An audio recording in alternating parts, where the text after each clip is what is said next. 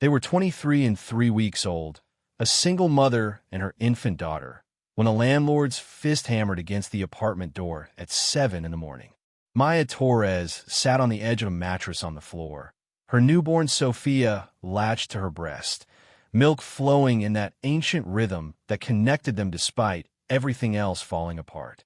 The pounding shook the thin walls, rattled the single window that overlooked a parking lot already baking under Phoenix heat that promised another 100-degree day. "Torres, I know you're in there. Rent was due 6 days ago." The voice was loud enough to make Sophia unlatch and cry, that newborn wail that pierced straight through exhaustion and fear into something primal. Maya pressed her gently back, whispering words that meant nothing except that she was there, that she wouldn't leave, that somehow they would survive this.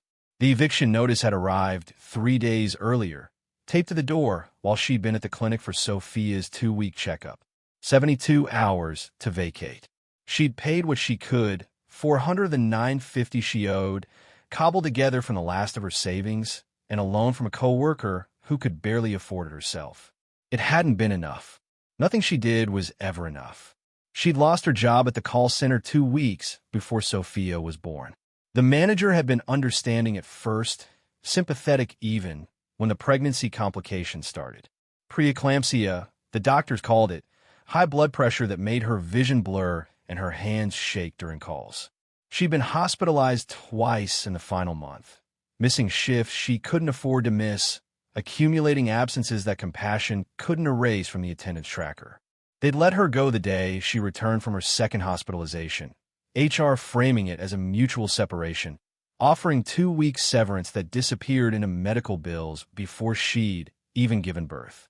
The apartment she'd managed to afford on her call center salary became impossible on unemployment. The math stopped working. Rent, utilities, diapers, formula for when her milk didn't come in strong enough. It all required more than the $400 a week the state provided. Maya had called her mother first, voice shaking as she explained the situation. Josephine Torres had listened in silence, then delivered her verdict with the cold certainty of someone who'd been waiting for this moment. "I told you that boy was no good. I told you not to get involved with him. You made your choice, Maya. Now you live with it. Mama, please. It's just until I find work. Just a few weeks. You bring that baby into my house, you follow my rules. First rule is you get rid of her." The words hit like a physical blow. "What are you talking about?" "Adoption. Give her to a family that can provide for her.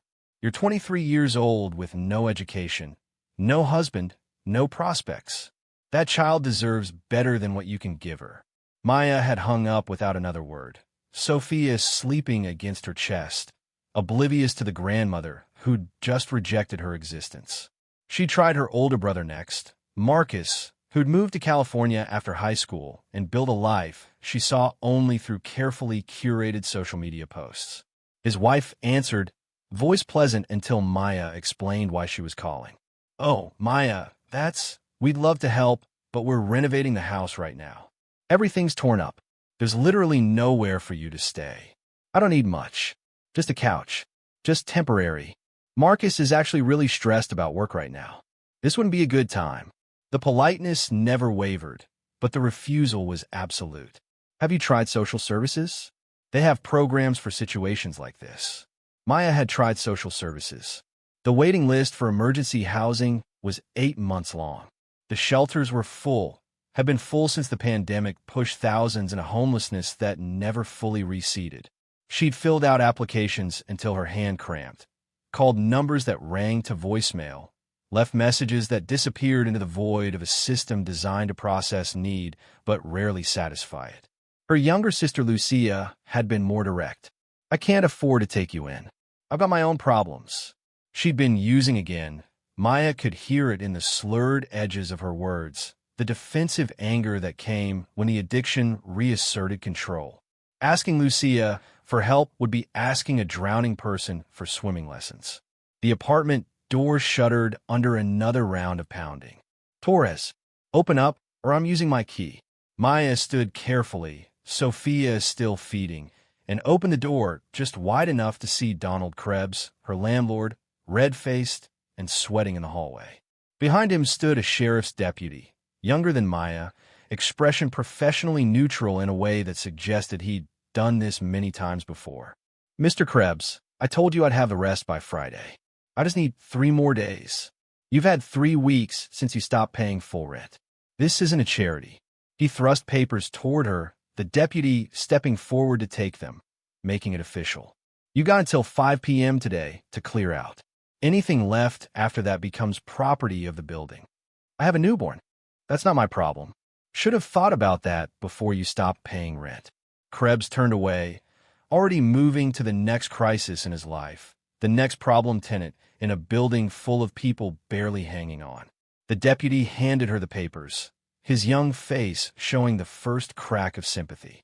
"There's a list of resources on the back page. Shelters, aid programs." "I'm sorry." Maya closed the door and looked at the apartment that had been hers for 18 months.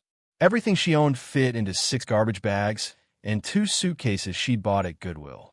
Clothes, baby supplies, a few books, photographs of a life that felt increasingly distant. The furniture had come with the place, cheap particle board that sagged and warped, but it had been functional. Now she'd be leaving it behind, along with the deposit she'd never see again, the stability she'd briefly convinced herself was permanent. She fed Sophia in the car, a 2006 Honda Civic with a cracked windshield and an air conditioner that worked intermittently. The back seat was already arranged for sleeping, the bag stacked carefully to create a makeshift wall, a thin foam pad laid across the seat. She'd researched it online, how to safely sleep in a car with an infant, which parking lots were safest, which time security was least likely to bother you. The Phoenix Public Library became her daytime refuge. It opened at 9 and closed at 6, offering air conditioning, bathrooms, Wi-Fi, and most importantly, a place where no one questioned why a young mother sat for hours with a sleeping baby, filling out job applications on computers that logged her out after 60 minutes, forcing her to restart the process again and again. Other people noticed, though they pretended not to. Other mothers with their children, homeless men who'd claimed corners of the building as territory, teenagers skipping school, everyone navigating their own survival. Maya changed Sophia in the bathroom, washing her with wet paper towels when she couldn't afford wipes, improvising solutions to problems she'd never imagined facing. At night, she drove to different parking lots, rotating locations to avoid attracting attention. Walmart, Target, church parking lots, hospital overflow areas. Places with security cameras, but not aggressive security guards, where a car sitting overnight might be overlooked as someone working a late shift or visiting family. Sophia cried often those first weeks, hunger and discomfort and the unnamed anxiety that seemed to pass from Maya's body into her daughter's. Maya held her in the back seat darkness, singing songs her own mother had sung when Maya was small, before disappointment had hardened Josephine into someone who measured love by whether it met her expectations. The money ran out faster than mathematics suggested it should. Unemployment covered gas and some food, but diapers were expensive, formula even more so, and Maya's body wasn't producing enough milk to sustain Sophia alone. She found herself making calculations she'd never imagined. Which meals she could skip to buy an extra can of formula. Whether the gas it took to drive across town for cheaper diapers was worth the savings. How long she could delay the oil change the dashboard light insisted was overdue. She applied for everything. Retail, food service, warehouses, anything that didn't require experience she didn't have or flexibility she couldn't provide. The applications disappeared into algorithmic sorting systems that filtered her out before human eyes ever saw her name. The few callbacks she got dissolved when she mentioned she had an infant and no child care, employers unwilling to navigate the complications her life presented. 6 weeks into homelessness, surviving on a routine of library days and parking lot nights, the letter arrived. It came to the post office box she'd rented with the last of her security deposit refund. One of those small boxes that cost $19 a month and provided the only address she could reliably claim. The envelope was cream-colored, thick paper that felt expensive between her fingers, so different from the thin utility bills and junk mail that usually filled the box. The return address read, Whitmore and Associates, attorneys at law, Flagstaff, Arizona. Maya's first thought was that someone was suing her, that the hospital had sent collections after her for the birth, that the apartment complex wanted damages, that her life was about to get even worse. She opened it standing right there in the post office lobby, Sophia sleeping in the carrier strapped to her chest, and began to read. Dear Ms. Torres, we are writing to inform you that you have been named as the sole beneficiary in the estate of Margaret Rose Sullivan, your late great-aunt. Ms. Sullivan passed away 4 months ago at the age of 87. Her estate has been finalized, and per her explicit instructions, her property located in Coconino County, Arizona, is to be transferred to you upon completion of all legal requirements. Maya read the paragraph 3 times, her tired mind struggling to process the words. Margaret Sullivan. The name surfaced from childhood memories, vague impressions of an older woman at her grandfather's funeral, someone who'd stood apart from the rest of the family, watching from the back of the church. She'd maybe met her one other time, a distant relative who'd moved north decades ago and never returned to Phoenix. The letter continued. The property consists of a former dairy processing facility and 47 acres of land located outside Flagstaff. The buildings have been vacant for approximately 15 years and will require significant inspection and possible renovation. There are no outstanding debts, liens, or encumbrances of any kind. The property is free and clear. Ms. Sullivan also left a fund of $2,500 to cover your travel expenses and initial inspection costs. Please contact our office at your earliest convenience. Attached was a check made out to Maya Torres for $2,500. She stared at it until the numbers blurred, her exhausted brain refusing to accept that this was real, that something good could emerge from the unrelenting cascade of disaster that had defined the past 3 months. She called the number from the library's phone bank, her hands shaking as she dialed. The receptionist transferred her to Lawrence Whitmore, whose voice carried the warm authority of someone accustomed to delivering life-changing news. Ms. Torres, thank you for calling. Yes, everything in the letter is accurate. Your great-aunt was very specific in her wishes. The property is to transfer to you and your daughter, no one else. Why me? I barely knew her. Margaret was a private woman, but she paid attention to family from a distance. She knew about your situation. His voice gentled. She knew you'd been let down by people who should have helped. She wanted to give you a chance. Maya felt tears burning behind her eyes. What kind of condition is the property in? I'll be honest with you. It's not been maintained. The dairy closed in 2009, and the buildings have been sitting empty since. But the land is valuable, the structure is sound, and it's yours. No mortgage, no property taxes for the next 10 years. Margaret prepaid everything through a trust. So I could live there. With some work, yes. It would take effort, but it's livable. More importantly, it's permanent. No landlord can evict you. No one can take it away.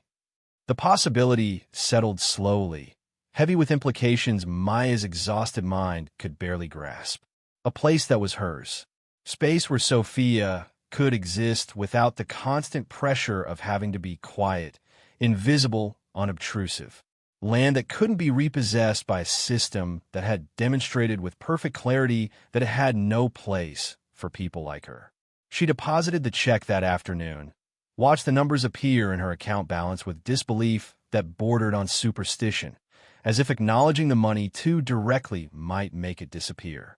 She bought diapers without checking the price per unit, filled the gas tank completely, got an oil change that the mechanic said was desperately overdue. That night she allowed herself the luxury of a motel room. The first shower in 2 weeks, clean sheets, a bed where Sophia could sleep without the constant vibration of the car engine. In the morning, she called her mother, some part of her still hoping that good news might soften the hardness between them. Josephine answered on the 3rd ring, her voice already impatient. Maya, what is it? I'm about to head to work. Mama, I inherited property from Aunt Margaret. A dairy farm in Flagstaff. Silence stretched long enough that Maya thought the connection had dropped. Then Josephine's voice came back, sharp and calculating. Margaret left you property? That doesn't make any sense. She was Dad's aunt, which makes her family to all of us. The lawyer said she left it specifically to me and Sophia. A dairy farm? Maya, you don't know anything about running a business. You couldn't even keep an apartment. The words cut with practiced efficiency, finding soft places worn familiar by years of similar observations. If there's any value there, it needs to be handled by someone competent. Your brother Marcus has business experience. He should manage the sale. It's not Marcus's to manage. It's mine. Don't be stupid. This is too important for you to screw up. Her mother's voice shifted to the tone she used when explaining obvious things to slow children. Sign the deed over to me. I'll handle everything properly, make sure it gets sold for fair value, split the money between you kids like it should have been in the first place. The assumption that Maya would simply comply, that she had no right to what had been specifically given to her, sparked something hot and furious in her chest. No. Excuse me. I said no. Aunt Margaret left it to me. Not you. Not Marcus. Me and Sophia. And I'm keeping it. You're being selfish and short-sighted. That property could provide for all of us, but instead you're going to waste it trying to prove some point about being independent. The point I'm proving is that I'm not signing away the only thing anyone's ever given me just because you think I don't deserve it. She hung up before her mother could respond, her heart hammering against her ribs.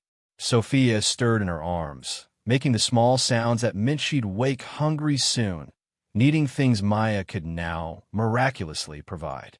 The calls from her brother started that afternoon. Marcus used his professional voice, the one he developed working in corporate sales, friendly and reasonable and relentlessly patronizing. Maya, Mom told me about the inheritance. Listen, I get why you're protective of it, but you need to think practically. A vacant dairy farm hours from Phoenix? What are you going to do with it? Live there. Make it a home. You're talking about a commercial property that's been abandoned for over a decade. The cost to make it habitable would be astronomical. You'd be throwing away money you don't have trying to fix something that can't be fixed. The lawyer said it sound. Lawyers say what they're paid to say. Look, I'm willing to help. I'll fly out there with you, get a proper assessment, find a buyer. We'll split everything fairly. I'm not trying to take advantage. I'm trying to protect you from making a huge mistake. Like Mom protected me when I asked for help, and she told me to give up my daughter. Marcus sighed, long and theatrical. That was harsh, I know, but she was coming from a place of concern. You have to understand, from the outside, your decisions don't always look rational. What decision didn't look rational? Getting pregnant by someone who left? Losing my job because I was hospitalized? Being evicted because I couldn't pay rent after losing my income? Her voice rose despite her efforts to stay calm. Tell me which choice I made that was irrational. Marcus, that's not what I meant. Yes, it is. You all decided a long time ago that I was the screw-up, the one who couldn't get it together. And now, when something good happens, you can't stand that I might actually deserve it. Maya, be reasonable. I am being reasonable. I'm taking what was given to me and using it to build a life. You don't have to agree. You don't even have to support it. But you're not taking it away from me. She blocked his number after the third call. Then her sister's. Then her mother's. The silence that followed felt vast and empty, but also clean. She'd spent so much of her life trying to earn their approval, to prove she was worthy of the basic support families were supposed to provide.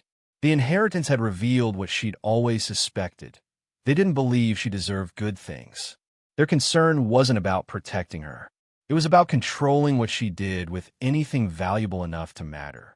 2 days later, with the Civic loaded with everything she owned, Maya drove north toward Flagstaff. Sophia slept in her car seat, one small fist curled around the stuffed rabbit Maya had bought from a gas station, the first toy her daughter had ever owned. The landscape changed as they climbed, desert giving way to pines, heat yielding to cooler air that smelled like forests instead of exhaust. The property sat 20 miles outside Flagstaff, accessible by a state highway that narrowed into a two-lane road that eventually became a gravel track cutting through pine forest. Lawrence Whitmore had offered to meet her there, to help with the initial inspection, but Maya had declined. She needed to see it alone first, needed to understand what Margaret had given her without anyone else's interpretation shaping her perception. The forest opened into a clearing, and there it was. The dairy processing facility rose against the afternoon sky, a sprawling complex of connected buildings constructed from red brick gone dark with age and weather. The main structure stood 3 stories tall, its windows intact but filmed with years of dust. Smaller outbuildings surrounded it, their purposes unclear at this distance. Metal equipment rusted quietly in overgrown yards, testament to an industry that had once thrived here. It was not beautiful, it was not welcoming, but it was solid, permanent, real, and it was hers. Maya parked near the main entrance and sat for a moment. Sophia, still sleeping peacefully, unaware that their lives had just fundamentally changed. The silence pressed in, broken only by wind moving through the pines and the distant call of birds. No traffic sounds, no sirens, no voices from neighboring apartments. Just space, vast and patient. She unbuckled Sophia carefully, the carrier settling against her chest with familiar weight, and approached the main door. The key Lawrence had sent fit smoothly into the lock, turning with a resistance that suggested age but not neglect. The door opened on hinges that needed oil but still functioned, revealing an interior that took Maya's breath away. The main floor was massive, an open processing space where industrial equipment still stood in neat rows, gleaming stainless steel gone dull but not corroded. Pipes ran along the ceiling in organized arrays, connecting machinery to storage tanks to bottling stations. Everything was coated in dust thick enough to write in, but beneath it lay the bones of a sophisticated operation that had once turned raw milk into products sold throughout the region. Maya walked slowly through the space, Sophia beginning to wake against her chest, small movements and soft sounds. Light filtered through high windows, illuminating dust motes that drifted in the still air. The scale overwhelmed her. This wasn't a house. It was a facility designed for commercial production, for workers and efficiency and output she couldn't begin to imagine managing. But at the far end of the processing floor, she found stairs leading upward and climbed them carefully, one hand on the railing, the other supporting Sophia. The second floor revealed offices, break rooms, bathrooms with fixtures that looked surprisingly intact. The third floor opened into what had clearly been living quarters, apartment-style spaces where workers or managers had once resided. 3 bedrooms, a kitchen, a bathroom with a deep tub perfect for bathing an infant. The rooms were empty but clean, windows letting in light that showed walls painted pale yellow, floors of hardwood that needed refinishing but remained solid underfoot. This space felt less industrial, more human. Maya could imagine curtains on the windows, furniture arranged with care, Sophia learning to crawl across these floors in safety. She found herself crying without quite knowing when the tears had started, standing in the middle of what could be a living room, holding her daughter while the reality settled slowly into acceptance. This was theirs. This strange, massive, abandoned place was theirs. No one could evict them. No landlord could raise the rent. No system could determine they didn't qualify for stability. Sophia began to fuss, hungry and wet, needing the attention that came every few hours regardless of circumstance. Maya found a corner with good light and sat on the floor, nursing her daughter while looking out a window at forest that extended in every direction, mountains rising purple in the distance. Her phone buzzed with a text from a number she didn't recognize. She almost ignored it, but something made her check. The message was short. Heard you got Margaret's dairy. That place is worthless. You'll be begging to sell within a month. Marcus. He'd texted from a different number to bypass her block, unable to resist one more attempt to undermine her decision. Maya looked at the message for a long moment, then at the room around her, then at Sophia feeding peacefully despite their surroundings being completely unfamiliar. She deleted the message without responding and turned off her phone. The first night in the dairy was harder than she'd expected. The building made sounds as it settled, metal contracting in the cooling air, wood creaking in ways that suggested presence. She'd brought sleeping bags and pillows from the car, arranged a makeshift bed in the room that would become Sophia's, and tried to rest while her daughter slept in the carrier beside her. Every sound woke her. Every shift of shadow seemed threatening in ways the parking lot never had. The vastness of the space pressed in on her, the awareness that they were alone here, miles from help if something went wrong.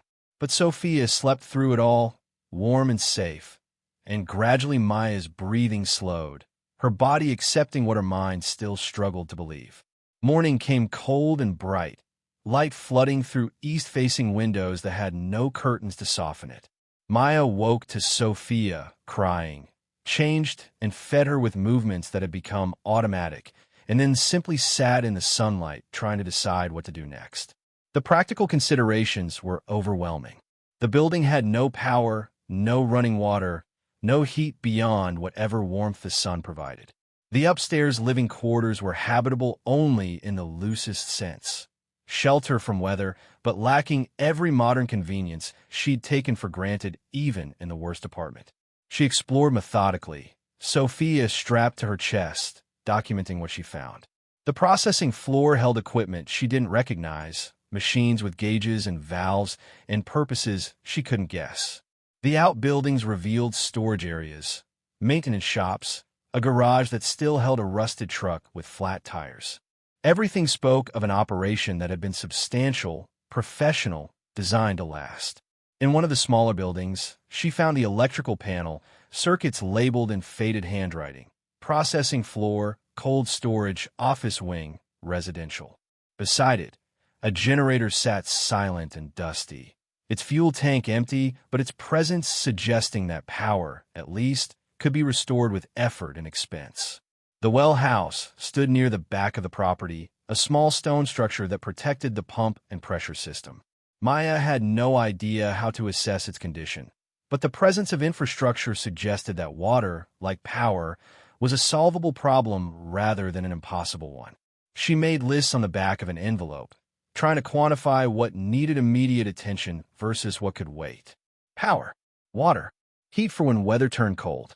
Each item represented costs she couldn't yet estimate, work she didn't know how to coordinate, decisions that felt too large for someone who'd been evicted 2 months ago. The sound of a vehicle approaching pulled her from spiral of overwhelm.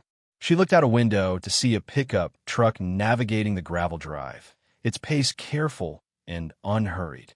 The truck stopped near the main entrance, and a man in his 60s climbed out, tall and weathered, moving with the deliberate ease of someone accustomed to physical work.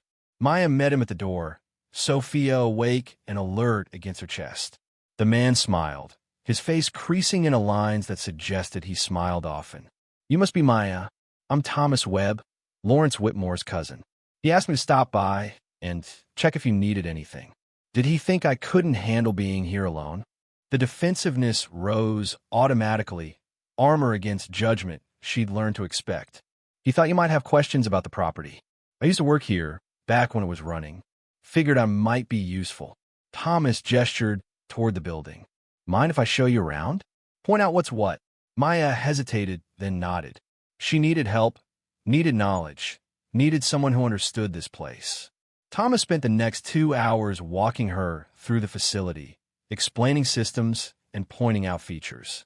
The electrical setup was old but functional, could be restarted once she got the generator serviced or connected to the grid.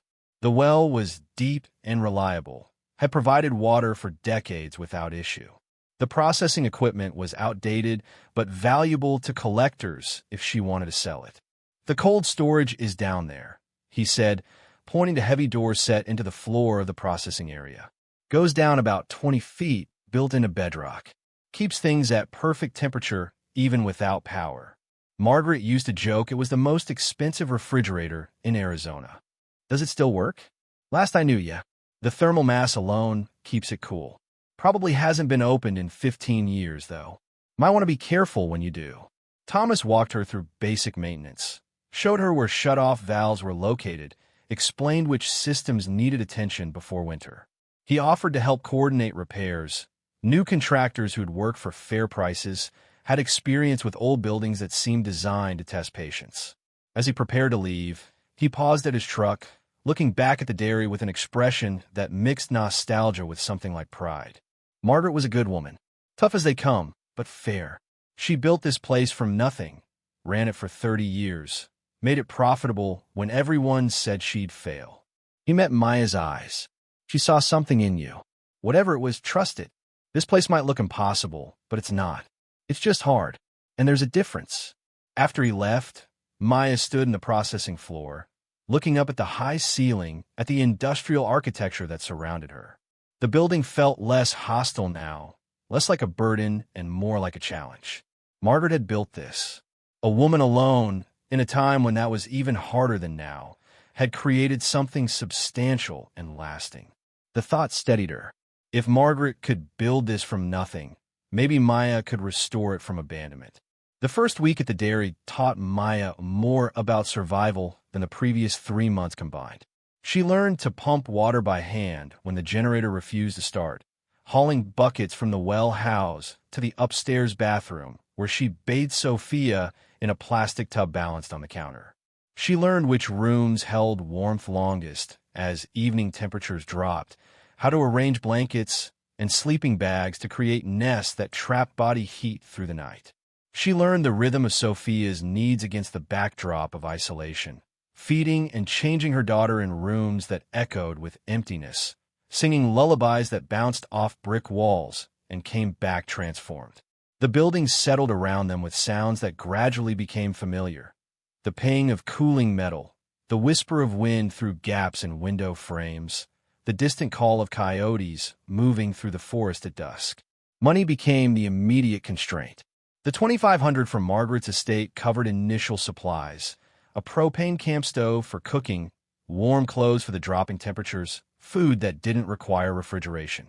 But the larger repairs, the generator service, the electrical connection, the plumbing restoration, all required capital she didn't have and couldn't access without selling something she wasn't ready to part with. She applied for jobs in Flagstaff, filling out applications at coffee shops and grocery stores and anywhere that might accommodate a single mother with an infant. The responses were predictable. Regret, consideration of other candidates, will keep your resume on file. The distance from town made childcare logistics impossible, and no employer wanted to navigate the complexity her situation presented. Thomas returned on the 4th day with a contractor friend, a woman named Patricia, who walked the property with a professional eye, making notes and taking measurements. They stood in the processing floor while Patricia delivered her assessment, her voice matter-of-fact, but not unkind. Electrically, you're looking at about $8,000 to bring everything up to code and connect to the grid. Plumbing's another $6,000 if we're just doing the residential section. The processing equipment is valuable if you want to sell it, might fetch $30,000 to $40,000 from the right buyer. The building itself is solid, foundation is good, roof needs minor repairs. With about $20,000 investment, you could have a functioning home here. $20,000 might as well have been $20 million. Maya thanked her, added the figures to her growing list of impossible requirements, and watched them drive away, feeling the weight of reality settling back on her shoulders. That evening, she sat in the upstairs living area with Sophia, sleeping beside her, looking out at the forest as darkness gathered between the trees. The property was worth something. Patricia had made that clear, but selling meant giving up the only stability she'd found. And selling to whom? Her family would sweep in immediately, claiming concern while dividing value among themselves. Strangers would see only commercial potential, not the home Maya was trying to build. The thought of Margaret kept circling back. Why leave this place to someone she barely knew? What had she seen in Maya that justified such a gift? The questions had no easy answers, but they suggested something important. Margaret had looked at this same building and decided it was worth preserving, worth passing on, worth believing in.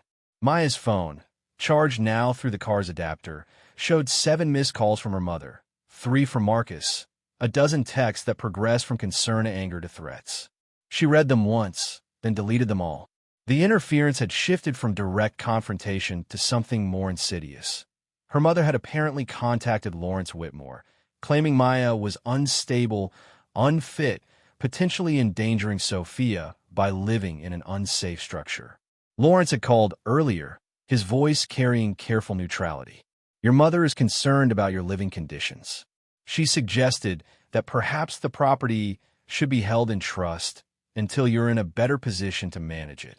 Held in trust by whom? She suggested herself as trustee. Of course she did. Maya kept her voice steady despite the fury rising in her chest. Is there any legal basis for what she's suggesting? No. The property is yours, free and clear. Margaret's will was explicit, but I wanted you to be aware that your family is exploring options. Options to take what isn't theirs. That would be my interpretation, yes. Lawrence paused. Maya, I knew Margaret for 20 years. She was one of the most deliberate people I ever met. If she left this to you, she had reasons. Don't let anyone convince you otherwise. The conversation had ended with promises to notify Maya of any legal actions, any attempts to challenge the inheritance. But the damage was done, the seed of doubt planted. Her mother was right about one thing.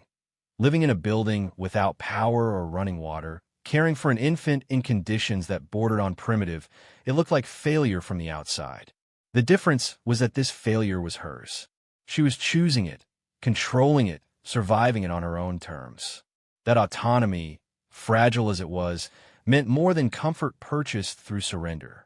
The next morning, Maya decided to explore the parts of the property she'd been avoiding. The cold storage had remained closed since her arrival, its heavy doors sealed with latches that looked industrial and vaguely threatening. Thomas had mentioned it casually, but something in his tone suggested there was more to see than simple refrigeration space. She checked on Sophia, sleeping peacefully in the carrier, then approached the cold storage access. The doors were set flush with the floor of the processing area, metal plates that formed a square roughly 6 feet on each side. The latches required effort to open, corroded slightly by years of disuse, but they gave way with patience. She lifted the first door, metal hinges protesting with a sound that echoed through the empty building. Cool air rolled out immediately, noticeably colder than the ambient temperature, carrying with it a smell that was neither pleasant nor foul, just old and undisturbed. Stone steps descended into darkness, steep and narrow, carved directly into bedrock. Maya retrieved a flashlight from her supplies, tested it, then began the descent. The temperature dropped with each step, the air growing damp and heavy. The walls transitioned from brick to natural stone, rough-hewn and ancient, suggesting this space had been carved with effort and purpose that went beyond simple storage. The stairs ended 20 feet down in a chamber that took her breath away. The ceiling was vaulted, supported by brick arches that created a cathedral-like space. The walls were lined with wooden racks, empty now, but clearly designed to hold vast quantities of product. The floor was smooth concrete, sloping gently toward drains that would have managed condensation. But what stopped her completely was the scale.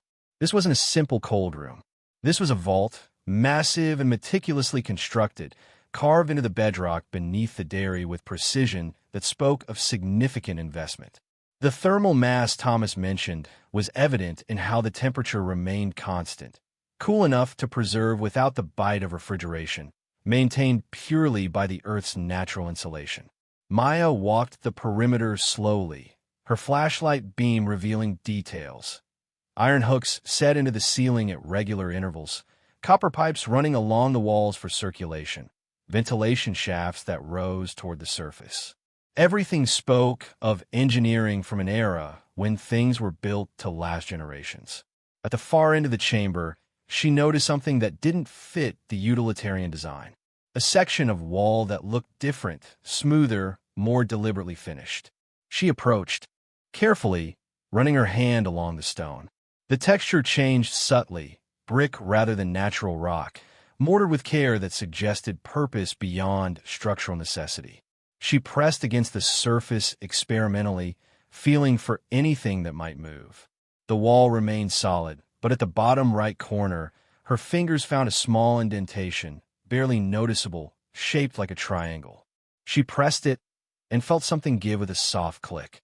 The sound that followed was quiet but unmistakable, stone grinding against stone, mechanisms engaging deep within the wall.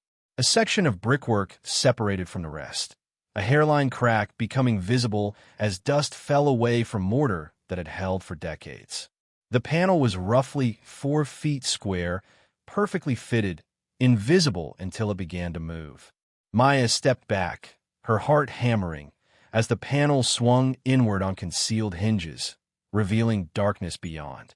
She aimed her flashlight into the opening, breath catching as the beam illuminated what lay hidden. Another chamber, smaller than the first, but no less carefully constructed. And unlike the empty storage vault, this room was full. The beam of light caught metal first, glinting in neat rows. Gold bars, stacked with military precision on wooden pallets, each bar stamped with marks she couldn't quite read from the entrance. She counted quickly. 5 pallets, each holding what looked like 50 bars, arranged in the center of the space like an offering to gods that dealt in weight and value.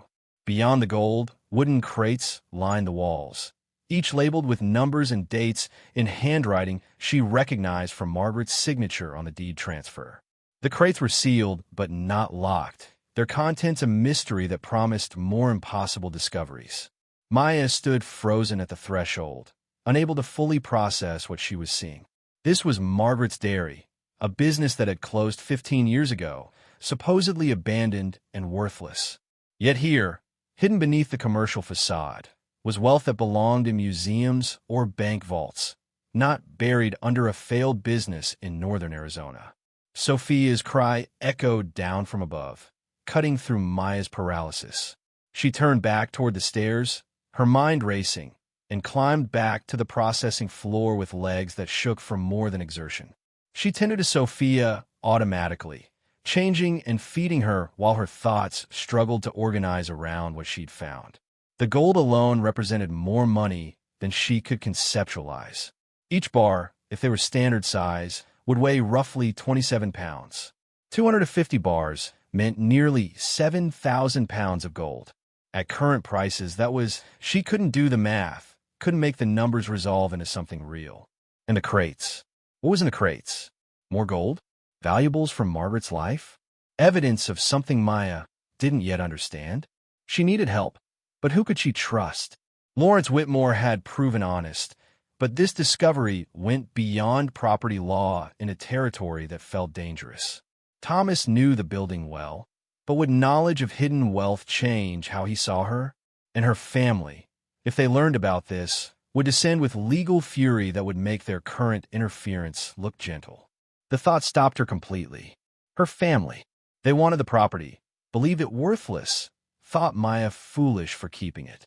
If they discovered what lay hidden beneath the processing floor, they would never stop fighting. They would claim Margaret was incompetent, that the will was invalid, that Maya had no right to wealth this substantial. She looked down at Sophia, sleeping peacefully against her chest, oblivious to the fortune that now complicated their lives immeasurably. The poverty that had defined the past 3 months suddenly felt distant, rendered irrelevant by the discovery of metal and mystery 20 feet below where they slept. But the immediate problems remained unchanged. She still had no power, no water, no heat beyond what the sun and her camp stove provided. The gold couldn't be spent without raising questions she couldn't answer. The crates couldn't be opened without understanding what Margaret had intended. And the family that had rejected her would become infinitely more dangerous if they learned what she'd found. Maya made a decision that felt both obvious and impossible. She would tell no one. Not yet. Not until she understood what Margaret had left her and why. The discovery would remain secret while she figured out how to transform hidden wealth into actual security without destroying the fragile foundation she'd begun to build. She returned to the cold storage as soon as Sophia settled into afternoon sleep, descending the stairs with new purpose. This time she brought better light, a battery-powered lantern that illuminated the hidden chamber with harsh clarity. The gold bars looked even more substantial in full light, their surface reflecting back the dull gleam of pure metal. She approached the nearest crate carefully, examining the labeling. The handwriting was precise, each crate marked with a date, a number, and a brief description. Coins, Roman/Byzantine, authenticated 1987. Another read, jewelry, estate acquisition, verified provenance. A third, bonds, various issues, 1960 to 1990. Maya lifted the lid on the coin crate, wood protesting softly as nails pulled free from old lumber. Inside, wrapped in protective cloth, were dozens of small cases, each containing coins secured in clear plastic holders. She lifted one carefully, examining it in the lantern light. The face was worn but visible, a profile she didn't recognize, text in a language that might have been Latin. A small card tucked into the case provided details. Aureus of Marcus Aurelius, 161 to 180 AD, authenticated by Classical Numismatic Group, acquired 1987, estimated value $4,200. The date suggested Margaret had purchased this 37 years ago. Its value now would be significantly higher. She checked another case, then another, each revealing coins of obvious age and apparent value. The crate held perhaps 200 individual coins, each authenticated and documented, collectively representing wealth she couldn't begin to calculate. The jewelry crate revealed similar care, pieces wrapped in acid-free tissue, each with documentation of origin, authentication, and acquisition details. Brooches set with stones that caught light like frozen fire, necklaces of gold and silver worked in patterns that suggested centuries of age, rings carved with symbols Maya didn't recognize, but which clearly held meaning to someone, somewhere. One piece stopped her completely, a necklace of emeralds and diamonds, the stone substantial enough to suggest royalty or extreme wealth, set in gold that had darkened with age but retained its essential beauty. The documentation read, Colombian emerald and diamond necklace, circa 1880, formerly property of the Vanderbilt estate, authenticated Sotheby's 1993, acquisition price $127,000, current estimated value $850,000. Maya's hands shook as she rewrapped the necklace and returned it to its protective case. Margaret had spent over $100,000 on a single piece of jewelry 31 years ago. The mind that made that decision was not the mind of a simple dairy farmer. This was a collector, an investor, someone who understood value in ways that transcended the commercial operation that had supposedly been her life's work. The bond crate revealed certificates in plastic sleeves, each representing investments made decades ago in companies that had since become household names or disappeared entirely. IBM, Microsoft, Apple, all purchased when they were young companies with uncertain futures. The face values were modest, hundreds or thousands, but the appreciation over decades had transformed them into instruments worth exponentially more. She found a ledger at the bottom of the bond crate, leather-bound and filled with Margaret's handwriting, columns of figures that tracked acquisitions, values, and projections. The entries began in 1963 and continued through 2009, a 46-year record of patient wealth accumulation.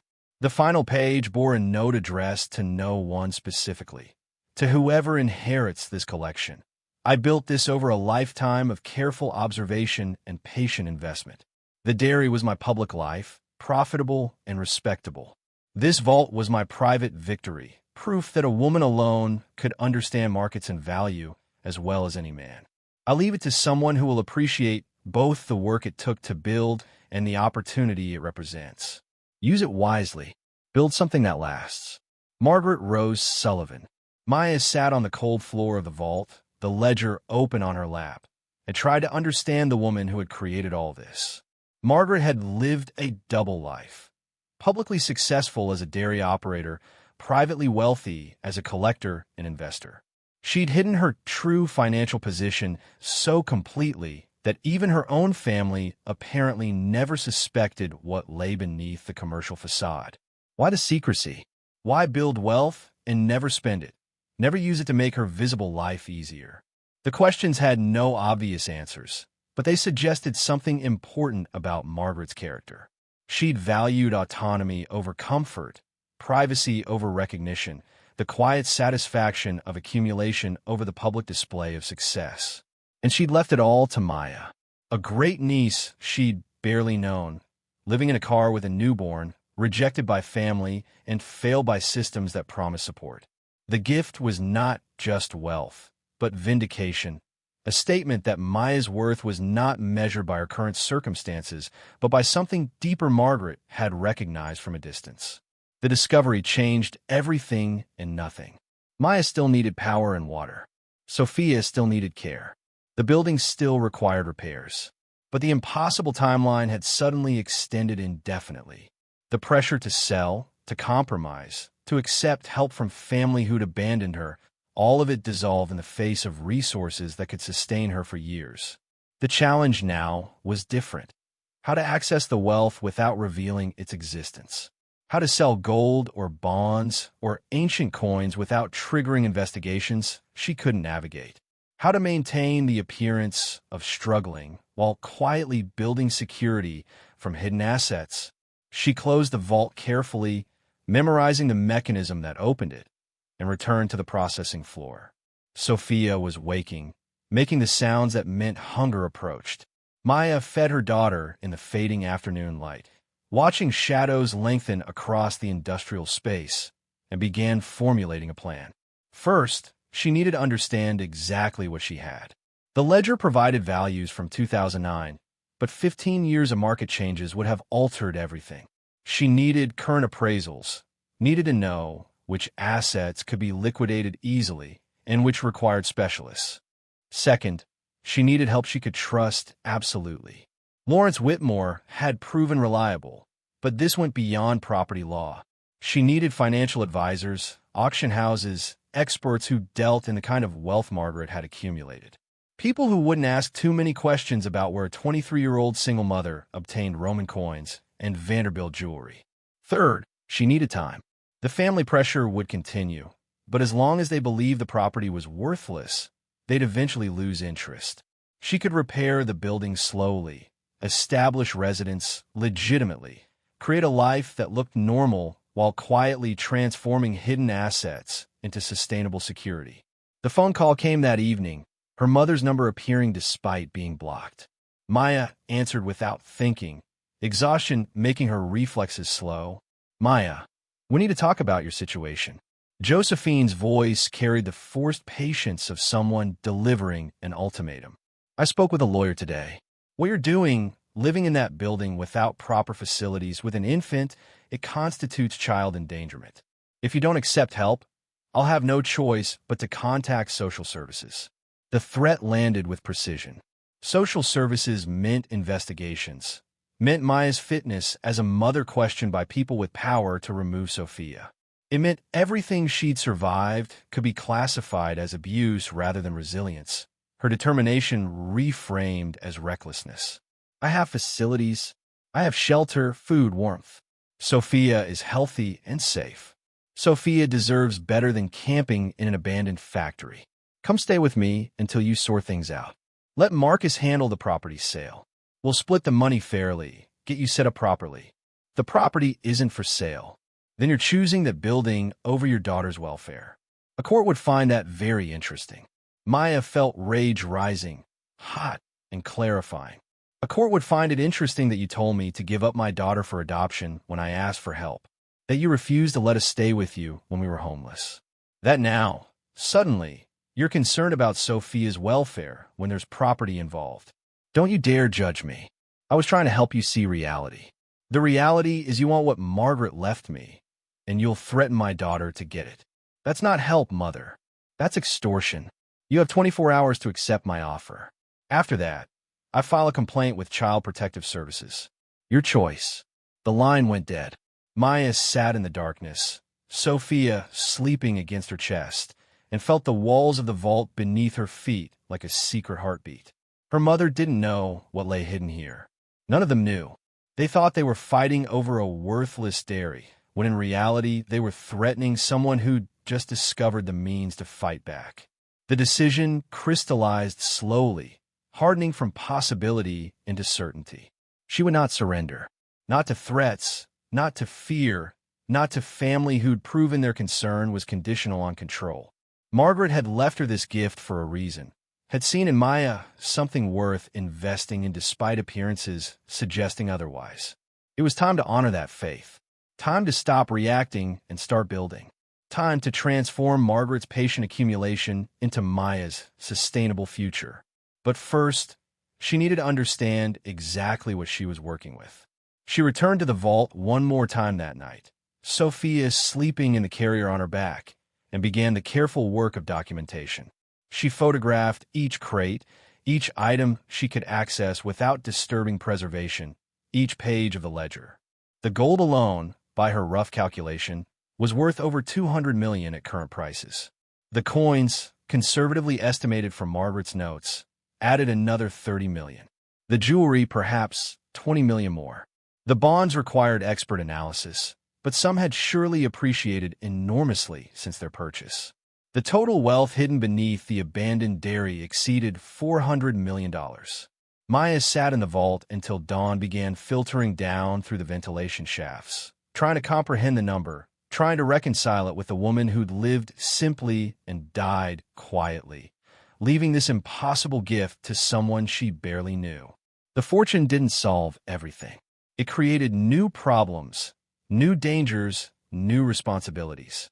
But it also provided something Maya had lacked for 3 months: options. The power to choose her path forward, to build rather than just survive, to prove that Margaret's faith had not been misplaced. As morning light touched the processing floor above, Maya made a promise to the woman who'd given her this chance. She would protect it, build with it, use it to create something lasting. And she would never, ever let her family know what they'd lost when they rejected her. The vault door closed with a sound like finality, sealing the secret beneath 20 feet of stone and metal. Above ground, the dairy looked exactly as it had: abandoned, worthless, a burden that confirmed everyone's assessment of Maya's judgment. Let them think that. Let them believe she was failing. The truth would reveal itself in time, when she'd built something strong enough that their opinion no longer mattered. She climbed the stairs to the residential floor, Sophia beginning to wake, and prepared to face the day with new understanding. The battle was just beginning, but for the first time since the eviction, Maya felt like she was fighting from a position of strength. Margaret's legacy was not just wealth. It was the proof that patience and vision could triumph over circumstance. That a woman alone could build an empire in secret while the world assumed she was ordinary. Maya intended to honor that legacy by doing exactly the same. The morning after her mother's ultimatum, Maya woke with clarity that felt almost supernatural. The weight of the secret beneath her feet had transformed from burden into weapon, knowledge that shifted the entire balance of power. She fed Sophia in the pale dawn light, watching her daughter's small hands curl and uncurl with each swallow, and understood that protection now meant strategy rather than simple survival. She called Lawrence Whitmore at 9, speaking carefully, aware that even trusted allies needed limited information. I need financial advisors, people who specialize in estate management, assets that have been held for decades. Discreet people. Lawrence's pause suggested he heard the weight beneath her words. Margaret's estate was more complex than the property transfer suggested. Yes, I know people. Very good people who understand the importance of privacy. But Maya, if you found something significant, you need to be careful. Assets of certain types require documentation, provenance, legal clarity. I understand. Can you set up meetings? People who'll come here, rather than requiring me to travel. I can arrange that. May I ask what kind of timeline you're working with? My mother gave me 24 hours before she contacts Child Protective Services. So I'd say my timeline is urgent. Another pause, longer this time. That's a serious threat. It's also empty if I can demonstrate I have resources to provide for Sophia properly. I just need to access those resources without revealing their full scope. I see. Lawrence's voice shifted to the careful neutrality of someone choosing not to ask questions that might complicate his legal position. I'll make calls today. Expect visitors tomorrow.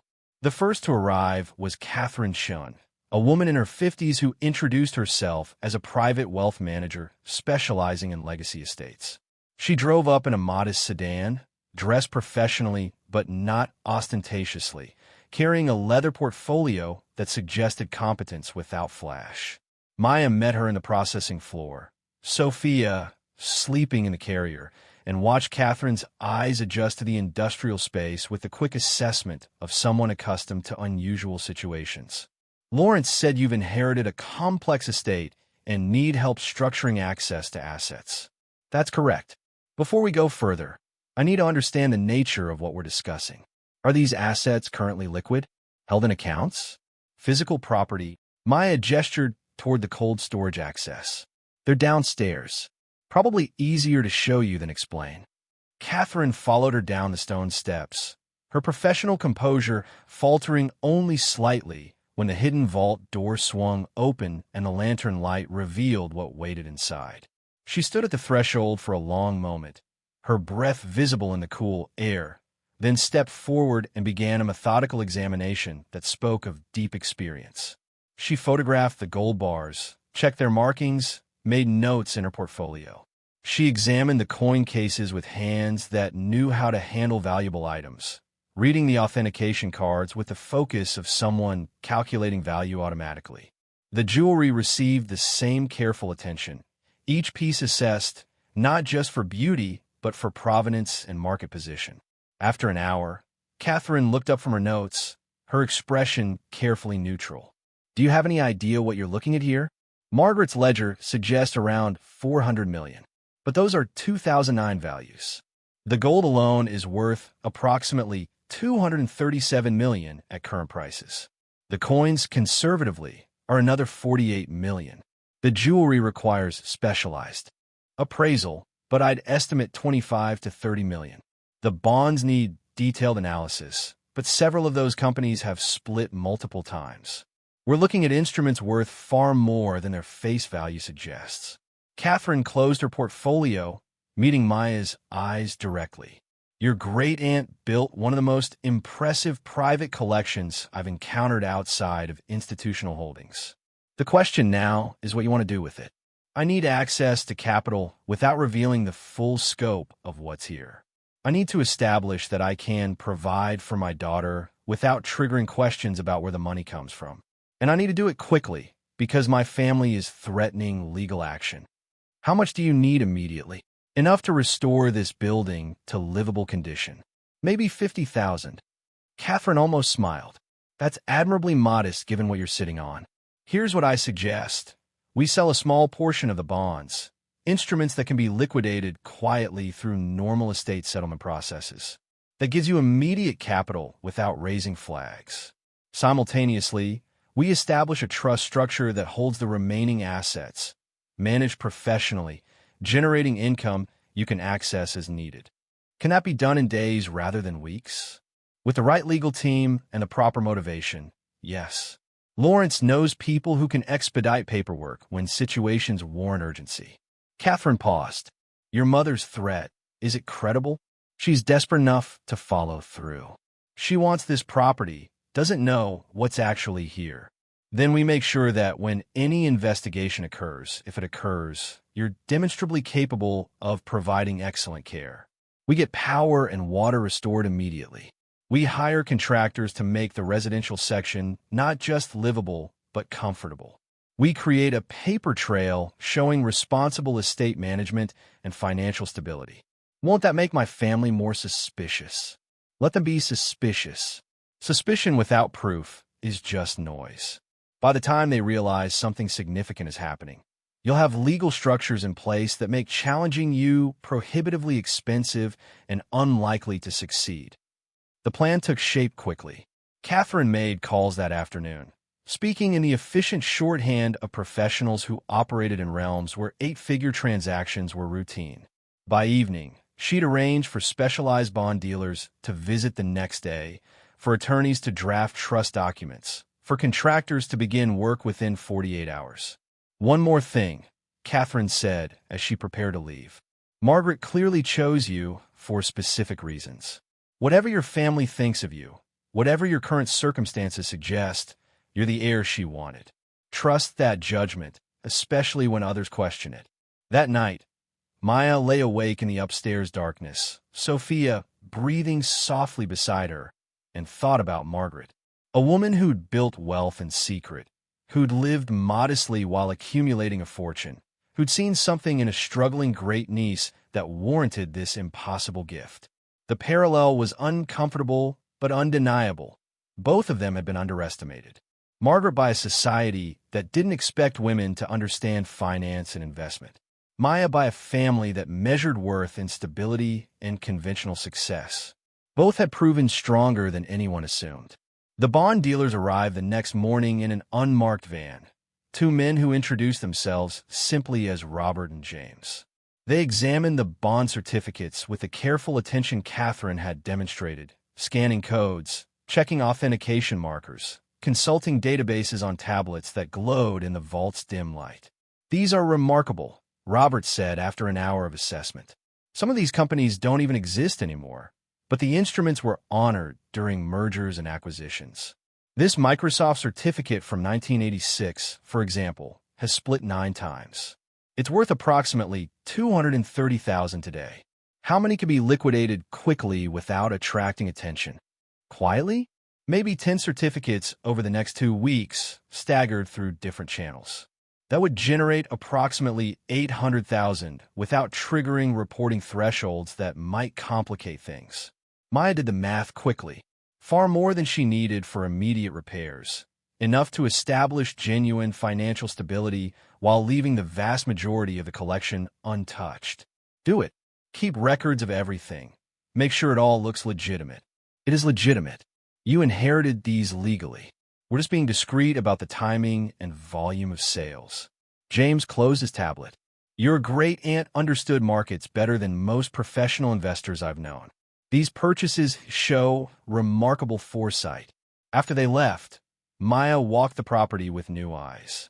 The dairy that had seemed like a burden now felt like a fortress, its walls protecting secrets that transformed her from victim into someone capable of controlling her own future. The processing floor could be converted to living space, the outbuildings repurposed, the land itself valuable independent of what lay hidden beneath. Thomas returned that afternoon with Patricia and a crew of workers, trucks loaded with equipment and materials. Patricia had a work order in hand, comprehensive and expensive, covering electrical connection, plumbing restoration, heating system installation, and structural repairs to make the residential section fully functional. "This is going to run about $47,000, Patricia said, clearly expecting Maya to negotiate or request financing options. "That's fine. When can you start?" Patricia's eyebrows rose slightly. "Today, if you're serious. But I'll need a deposit. I'll have a check for you tomorrow. Full amount if that speeds things up." The surprise on Patricia's face was satisfying in ways Maya hadn't expected.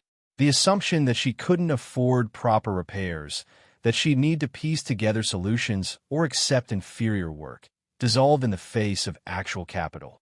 For the first time since arriving, she was being treated not as someone desperate, but as a client with resources.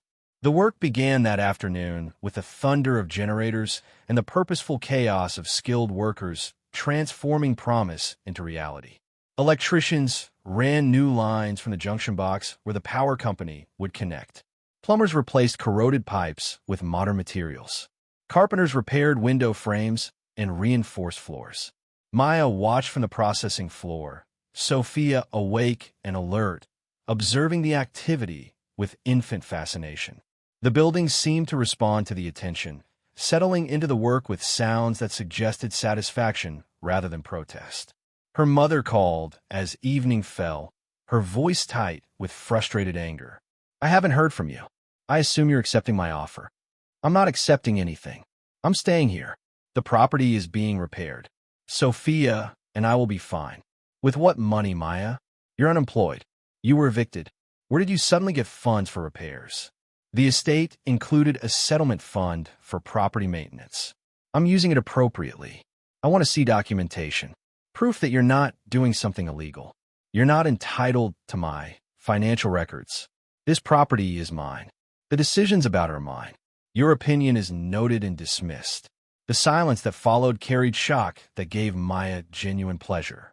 She'd never spoken to her mother this way, had always absorbed criticism and judgment with the resignation of someone who believed she deserved it. But Margaret's gift had revealed something essential. Her mother's assessment of her worth was wrong. Demonstrably, catastrophically wrong. If you refuse to cooperate, I'll have no choice but to involve authorities. Then do it. I'll be waiting with attorneys and documentation showing that my daughter is well cared for in a safe, properly maintained home. They'll also be interested to hear about how you refused to help when we were homeless, suggested I give Sophia up for adoption, and only became concerned when you thought there was property value involved. You can't speak to me this way. I can and I am. We're done, Mother. Don't call again. Maya ended the call and blocked the number permanently, her hand shaking slightly, but her resolve absolute. The bridge had been burning for months, ever since Josephine had chosen judgment over help. Setting it fully aflame felt like releasing weight she'd been carrying without realizing its heaviness. Marcus called within an hour, his corporate voice strained with barely controlled fury. What did you say to Mom? She's talking about filing legal challenges, getting guardianship of Sophia, really aggressive stuff.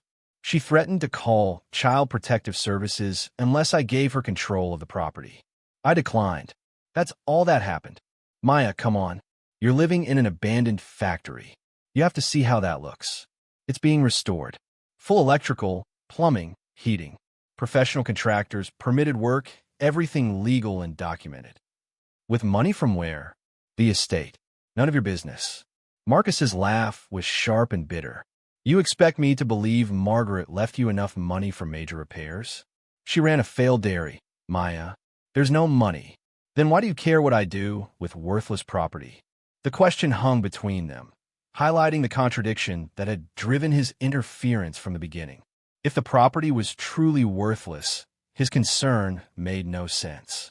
But if it had value, his attempts to claim control revealed motives he couldn't acknowledge openly.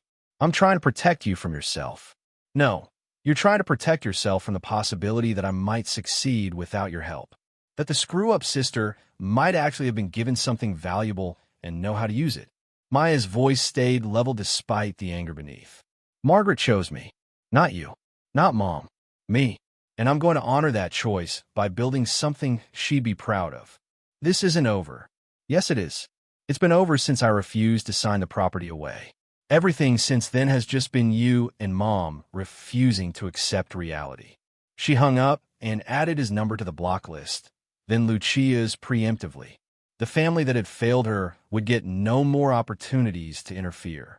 Their assessment of her worth had been proven false by a woman who'd barely known her, but had seemed clearly enough to entrust her with a fortune. The contractor work proceeded faster than Maya expected. Within a week, power flowed through newly installed lines, lights banishing shadows that had filled the building for 15 years. Water ran clear from restored pipes. The residential bathroom suddenly functional with a deep tub perfect for bathing Sophia properly. Heat radiated from new baseboard units, making the upstairs apartments genuinely comfortable as autumn temperatures dropped toward winter. Patricia's crew worked with efficiency that suggested they understood Maya was paying cash and expected results. The residential section transformed from abandoned offices into livable apartments. Walls painted soft colors Maya chose herself, floors refinished to smooth, gleaming wood, windows sealed against drafts. The processing floor remained largely unchanged, too vast to renovate completely. But Patricia identified a section that could be partitioned to create additional living space or workspace. You could make this into studios to rent, office space, even light manufacturing if you wanted to restart some kind of production. The suggestion planted seeds Maya hadn't considered. The dairy could become more than just her home. With proper restoration, it could generate income, employ people, serve the community that Margaret had apparently cared about even while maintaining distance. Catherine returned 2 weeks after their initial meeting, accompanied by attorneys who presented trust documents for Maya's signature. The structures were elegant in their complexity, a primary trust holding the majority of assets, subsidiary trusts for specific purposes, distributions controlled by parameters that ensured sustainable access without depleting principal. You're set up to draw approximately $2 million annually from investment income alone, without touching the core assets, Catherine explained. That's more than enough to maintain comfortable living, continue property restoration, and build toward whatever future you envision. $2 million a year. Maya tried to comprehend the number, comparing it to the $9.50 an hour she'd made at the call center, the $400 weekly unemployment check that had seemed like the only thing standing between her and complete destitution. What about taxes? Handled through the trust structures. You'll pay capital gains on liquidated assets, income tax on distributions, but the overall burden is managed efficiently. Catherine paused. Maya, you need to understand something. You're not just comfortable, you're genuinely wealthy. The lifestyle you can afford is limited only by your imagination and judgment. The weight of that reality settled slowly. She'd been focused on immediate survival for so long that thinking beyond next week felt almost impossible. But Catherine was right. The constraints that had defined her life had dissolved completely. Sophia's future was secured. Maya's own stability was guaranteed. The question now was what to build with that security. The first test came faster than expected. A social worker arrived 3 weeks after the renovation began, introduced herself as Sarah Michaels from Child Protective Services, and explained that a complaint had been filed regarding Sophia's living conditions. Maya had been expecting this, had prepared for it with Catherine's guidance. She welcomed Sarah inside, showing her the fully restored residential apartment with its warm rooms and modern amenities. The kitchen stocked with proper food, Sophia's room painted pale yellow with a crib that met all safety standards. Sarah took notes, asked questions, examined documentation Maya provided showing regular pediatric checkups, adequate food and clothing, stable housing. The inspection lasted an hour, professional but thorough, Sarah's expression gradually shifting from concern to something like approval. I have to ask, Ms. Torres, the complaint suggested you were living in an abandoned industrial building without electricity or running water. That was accurate 3 weeks ago. The building was in the process of being restored. As you can see, it's now fully functional. The complaint also suggested you lacked financial resources to care for your daughter. I inherited this property from my great-aunt along with an estate settlement that's allowed me to make it livable. My financial situation is stable. Sarah made more notes, her pen moving across forms with the mechanical precision of bureaucracy. Who filed the complaint? My mother. She wanted me to give her control of the property. When I refused, she threatened to call your office. I see. Sarah's expression suggested she'd encountered similar situations before, family conflicts disguised as child welfare concerns. Ms. Torres, I'm going to recommend this case be closed. Your daughter appears healthy, well cared for, and living in appropriate conditions. If you experience further harassment from family members, you might consider a restraining order. After Sarah left, Maya sat in Sophia's room and let herself cry for the first time since finding the vault. Not from fear or sadness, but from the overwhelming relief of having survived the worst her family could throw at her and emerged intact. The threat that had seemed so dangerous had dissolved against the reality of actual resources and preparation. Her mother's final attempt came via certified letter, legal language wrapped around the same demands: surrender control of the property, accept family management of estate assets, submit to oversight that would ensure responsible decision-making. The letter included threats of litigation, suggestions of incompetence, implications that Maya's poverty proved her unfitness for managing anything valuable. Maya forwarded it to her attorney, who responded with a letter of his own, clinical and devastating. It outlined Maya's legal ownership, documented her family's refusal to help during crisis, noted the suspicious timing of their concern coinciding with property inheritance, and suggested that any further harassment would result in counter-litigation for emotional distress and interference with inheritance rights. The silence that followed felt final. No more calls, no more threats, no more demands.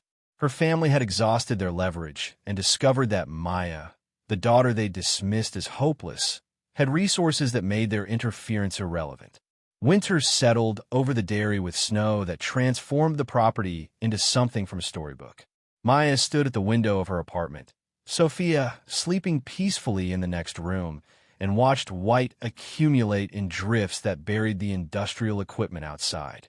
The building held heat beautifully, the new systems working efficiently, making the space genuinely comfortable. She'd begun planning the next phase, converting part of the processing floor into a community space, offering programs for single mothers who face challenges she understood intimately. Legal aid, job training, childcare support, emergency housing. Margaret's fortune could fund it indefinitely, creating ripples that extended her legacy beyond simple wealth accumulation. The vision took shape slowly.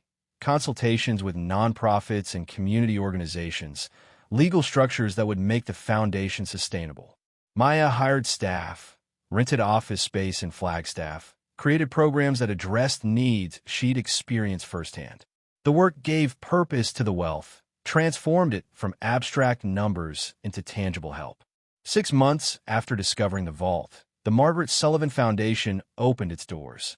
The dairy's processing floor had been renovated into a beautiful space with offices, meeting rooms, a legal clinic, and a child care facility. Mothers arrived daily, some homeless like Maya had been, others on the edge of crisis, all of them navigating systems designed more to process need than satisfy it. Maya hired social workers and attorneys, established an emergency fund for immediate needs, created pathways to stability that she desperately searched for and never found.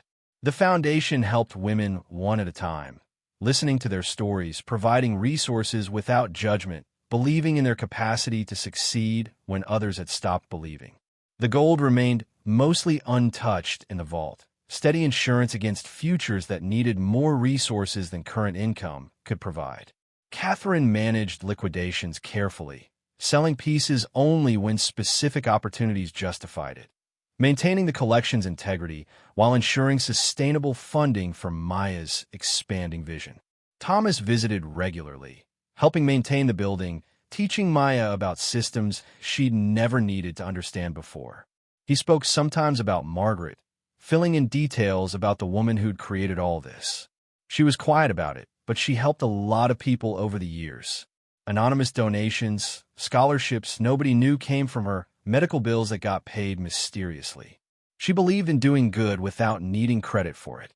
The description matched what Maya was building, a legacy of quiet assistance rather than public recognition. Margaret had shown her that wealth's highest purpose wasn't display, but utility, not proving you had resources, but using them to create opportunity for others. A year after the inheritance, Maya stood in the foundation's main hall during an open house, Sophia toddling between her legs with the confident chaos of a healthy toddler, and looked out at the women and children who'd found help here. Some had already moved into permanent housing. Others were still fighting, still struggling, still holding on with the desperate determination Maya remembered vividly. Lawrence Whitmore approached, older but steady, carrying himself with the satisfaction of someone who'd helped orchestrate something meaningful. Margaret will be proud. This is exactly what she hoped you'd build. She never told you to expect this? She told me to trust you. Said you'd know what to do when the time came. I didn't understand what she meant until I saw what you found in that vault. Maya smiled, watching Sophia explore with fearless curiosity. Did she leave instructions? Letters explaining her choices? Just one thing. She said to tell you that character isn't about never falling down. It's about getting back up when you do. She watched you fall, and she watched you keep getting up. That's why she chose you. The words hit with unexpected force, validation from beyond death that Maya's struggle had meaning, that her refusal to surrender had been seen and valued by someone who understood the cost of resilience. Her family remained absent from her life, their silence more complete than any reconciliation could have been. Occasionally she'd hear secondhand about their reactions. The shock when they realized the dairy was being transformed, the fury when foundation announcements appeared in regional news, the dawning comprehension that they'd missed something extraordinary by dismissing her. Marcus tried to reconnect once, a careful email suggesting that maybe they'd all overreacted, that family was important, that he'd like to be part of Sophia's life. Maya read it twice, felt nothing but distant pity, and deleted it without responding. The relationship they could have had died when he chose pride over help, judgment over compassion. The foundation grew steadily, helped by Maya's expanding understanding of resources and her willingness to invest in infrastructure that would last. She bought properties in Flagstaff, converted them to transitional housing with on-site support. She established scholarships for single mothers returning to school. She funded legal clinics that protected women from abuse and exploitation.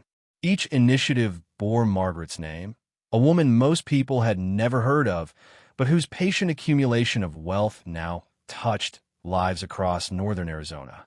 The dairy became a landmark, the abandoned factory transformed into a beacon of possibility. Catherine visited quarterly to review financials, her initial professional distance evolving into something like friendship. She'd handled enough wealth to recognize what made Maya different. The refusal to let resources change her essential character, the commitment to purpose over comfort.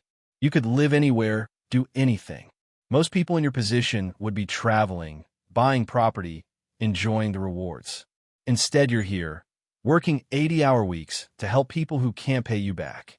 Maya looked out at the forest surrounding the dairy, mountains rising in the distance exactly as they had when she'd arrived with nothing but a car full of garbage bags and a newborn daughter. Margaret gave me more than money. She gave me proof that I wasn't what my family said I was, that my worth wasn't measured by my circumstances. How could I not share that? 2 years after the inheritance, Sophia's third birthday arrived with celebration that filled the foundation's hall. Children ran between tables, while mothers who'd found stability through the programs shared food and stories. Maya watched her daughter blow out candles with help, surrounded by people who understood what it meant to rebuild from nothing. Thomas presented Sophia with a gift, a wooden box he'd carved himself, intricate patterns covering every surface. Inside, wrapped in soft cloth, was a photograph of Margaret standing in front of the dairy in its prime, 1985 according to the date stamp, looking proud and strong and utterly certain of her worth. Thought she should know who made all this possible, Thomas said quietly. Maya hung the photograph in Sophia's room that night, after her daughter had fallen asleep, surrounded by gifts from people who'd never met her great-great-aunt but benefited from her foresight. The woman in the picture looked nothing like the vague memory Maya carried, but the eyes held something recognizable. The determination of someone who decided that being underestimated was an advantage rather than a limitation. The vault remained a secret known only to Maya, Catherine, Lawrence, and the specialists who managed liquidations with professional discretion. The foundation's funding appeared to come from estate investments and careful management, which was true enough to satisfy anyone who asked. The full scope of Margaret's collection stayed hidden, insurance against futures none of them could predict. But the impact was visible everywhere, in mothers who'd found stability, children who'd gained security, lives that had been redirected from crisis toward possibility. The dairy that everyone had dismissed as worthless had become the foundation for transformation that extended far beyond its walls. Maya's life settled into rhythms that felt sustainable rather than desperate. She woke each morning in rooms that belonged to her, fed Sophia breakfast at a table that wasn't temporary, worked on programs that made tangible differences. The poverty that had defined her early motherhood felt distant now. Not forgotten, but transformed into understanding that made her better at recognizing genuine need. She never spoke publicly about her own homelessness, never used her story as credential or proof. The work itself was evidence enough. Women arrived desperate and left stable, not because Maya advertised her credentials, but because the foundation actually solved problems rather than just processing them. On the third anniversary of finding the vault, Maya descended the stone steps alone, Sophia sleeping peacefully upstairs under the care of staff who'd become like family. She stood in the cool darkness, lantern light reflecting off gold that would likely never be fully liquidated, collections that would appreciate for decades more. Margaret had built this over 46 years, patient accumulation driven by vision most people never suspected. Maya was building something too, not measured in bars of metal, but in lives redirected, crises resolved, possibilities created where none had existed. The ledger sat where she'd found it, Margaret's final note still visible on the last page. Use it wisely. Build something that lasts. Maya added her own note beneath it, dated and signed, a message for whoever might inherit this responsibility generations forward. Margaret gave me everything when I had nothing. I spent it buying futures for people the world had given up on. The greatest wealth isn't what you accumulate, but what you invest in others. Keep building. Maya Torres, 2027-inch. She closed the ledger and returned to the surface, sealing the vault behind her. Above, the dairy hummed with purposeful activity, lights burning in windows that had been dark for 15 years, voices echoing through spaces that had known only silence.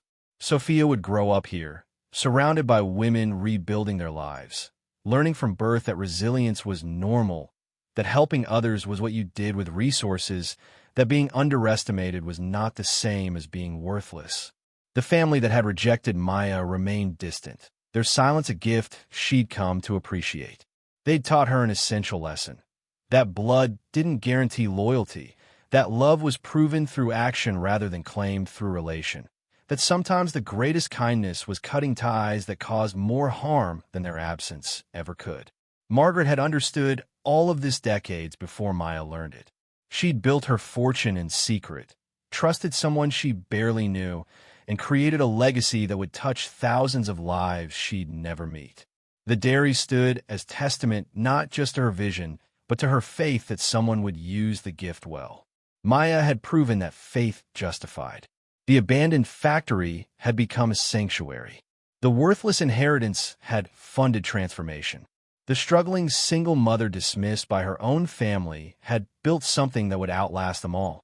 She stood on the front steps as evening fell, watching Sophia play in the yard under the supervision of staff who loved her like their own, and felt gratitude so profound it bordered on prayer. For Margaret's gift, for the struggle that had proven her strength, for the family that had rejected her and thereby freed her to build something better. The mountain stood eternal in the distance, snow-capped and magnificent, witnessing everything without judgment. The dairy settled into night with sounds that spoke of occupancy and purpose, a building that had waited patiently for someone to see its potential. Maya had seen it, had honored it, had transformed abandonment into abundance, not just for herself, but for everyone who followed the path she'd opened. The vault beneath her feet held $438 million in assets that would appreciate for decades more. But the real wealth wasn't metal or stones or paper. It was the lives changed, the future secured, the proof that one person's faith in another could ripple forward into transformation no one predicted. Margaret had believed in her. Maya had believed in herself. And together, across the barrier of death and distance, they built something that would last. 5 years after discovering the vault, Maya stood in the Foundation's expanded legal clinic watching attorney Rebecca Lawson counsel a young mother about custody rights. The woman, barely 20, held her infant son with the same protective fierceness Maya remembered from her own early days with Sophia. The similarities were enough to make Maya's chest tighten with recognition and gratitude for how far she'd traveled from that parking lot in Phoenix.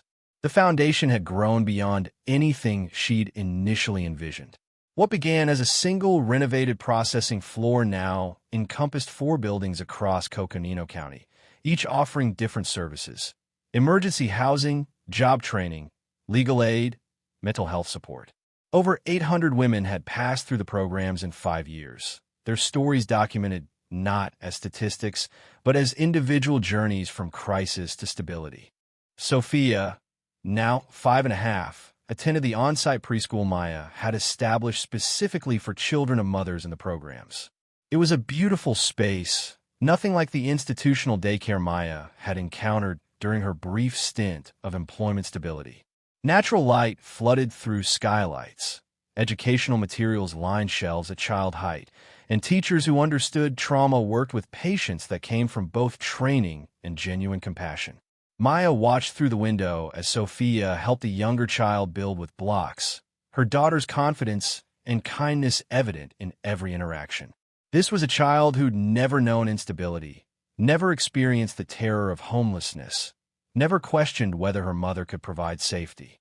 The contrast to Maya's own childhood, marked by conditional love and constant judgment, felt almost miraculous. The wealth continued to accumulate despite substantial foundation expenditures.